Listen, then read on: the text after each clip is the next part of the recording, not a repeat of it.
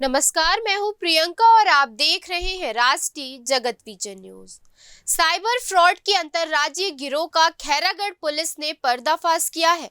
इस मामले में मास्टरमाइंड सहित 8 आरोपियों को डोंबिवली मुंबई से गिरफ्तार किया गया।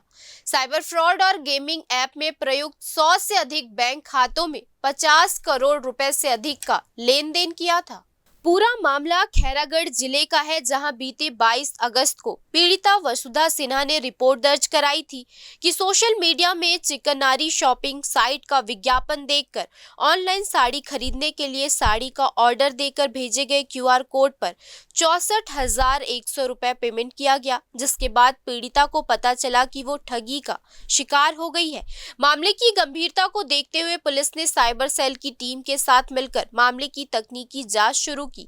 जांच के दौरान सामने आया कि ठगी में इस्तेमाल मोबाइल नंबर, आईपी एड्रेस और बैंक खाता महाराष्ट्र के मुंबई डोंबिवली से संचालित हो रहा है, जिसके बाद उच्च अधिकारियों के दिशा निर्देश में पुलिस की एक टीम 8 दिनों तक मुंबई में गोपनीय रूप से काम करते हुए पूरे साइबर फ्रॉड गिरोह को गिरफ्तार करने में कामयाब हुई।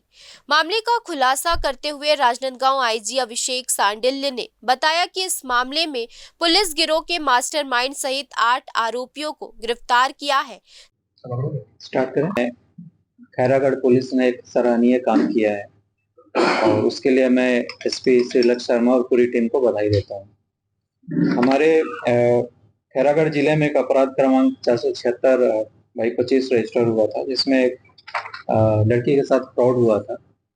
उस फ्रॉड के इन्वेस्टिगेशन में खैरागढ़ पुलिस ने एक पूरी गैंग को एक्सपोज किया है, जो मुंबई के डोंबिवली में एक फ्लैट में रहकर एक साइबर लैब चला रहे थे, जिससे वो साइबर फ्रॉड, ऑनलाइन गेमिंग, इस तरह के तमाम धंधे कर रहे थे। उस टीम को इन्होंने एक्सपोज किया है।